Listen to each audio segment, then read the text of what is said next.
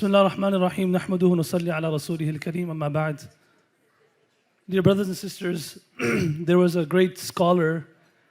His name was Yahya bin Mu'adh al-Razi, rahmatullah alayh.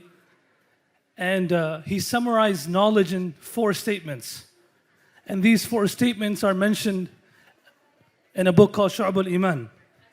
And I want to share what he deemed to be something that we must, knowledge that we must have. These 4 things are the most important pieces of information a person can acquire.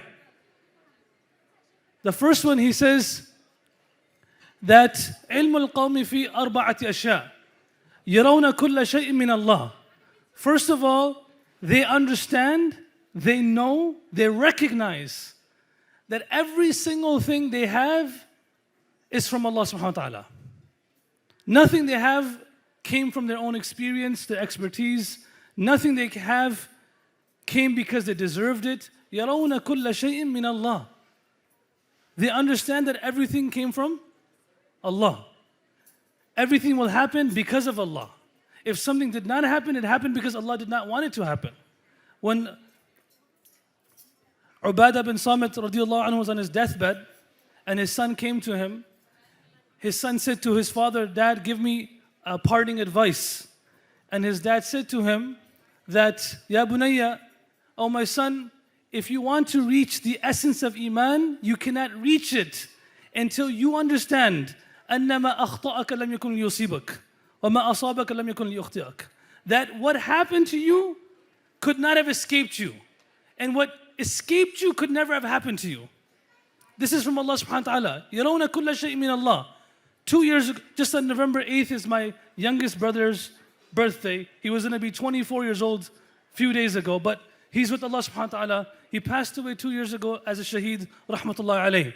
I remember a month before that, Sheikh Abdullah was bullying me and telling me that we have to buy our brother a bigger car, a truck or an SUV. It's not safe in Michigan, the roads. And I said, yeah, we should, it's a good idea. But you know how we always stall things. 1 week went by, 2 weeks went by, then he said it again.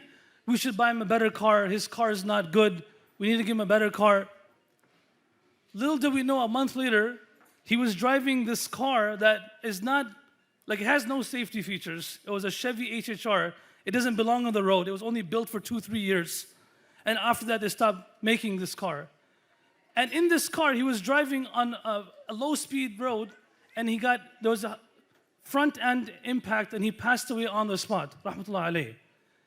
The person who hit him was driving an SUV, a bigger car. Nothing happened to that person. Nothing happened to the car.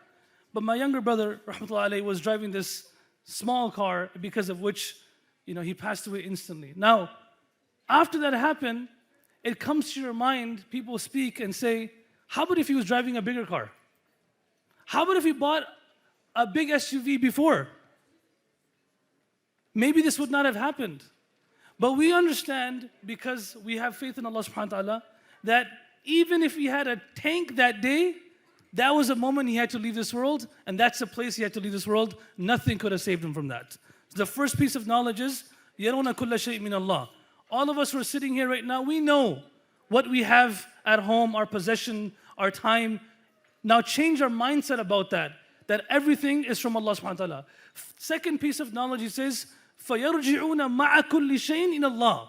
And now they recognize that everything that they have, they take it all and give it back to Allah.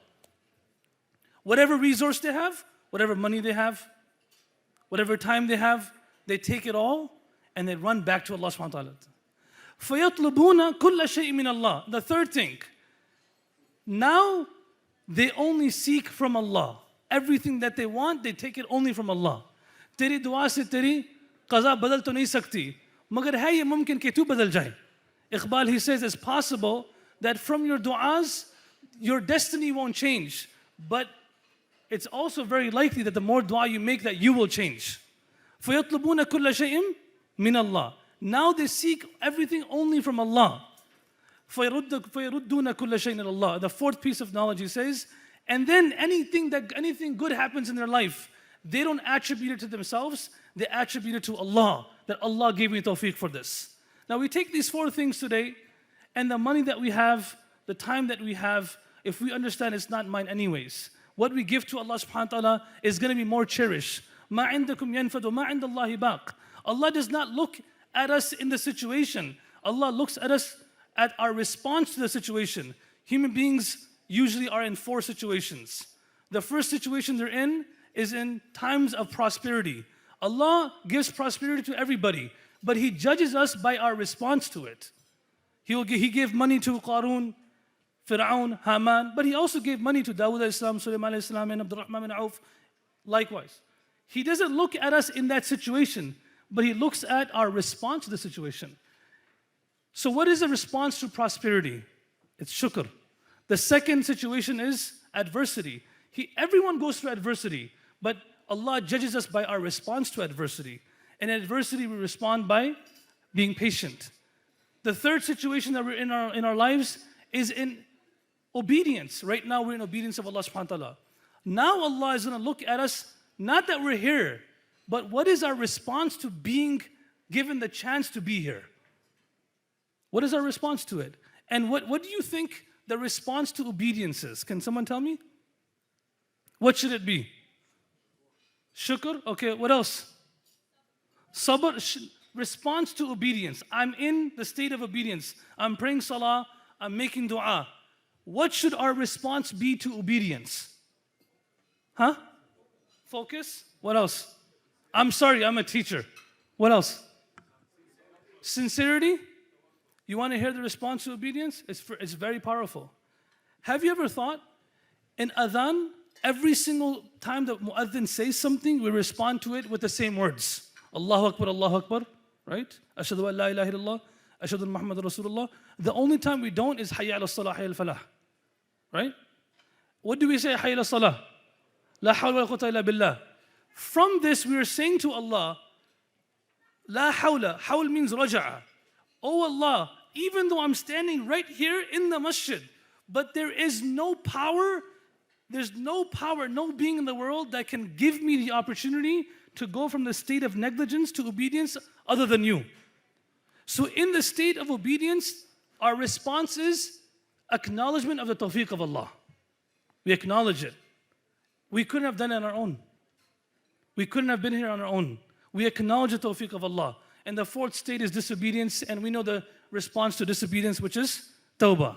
So Allah make us among those who respond in this situation the way Allah wants us to respond. Understand that Allah put us here.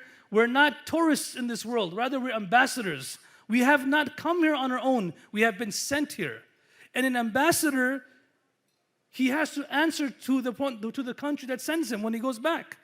We're not just here to go around sightseeing, but Allah has sent us to this world for a purpose, and Allah will ask us, I gave you all these things, how did you respond to them? Jazakallah khair. Assalamu alaikum wa rahmatullahi wa barakatuh.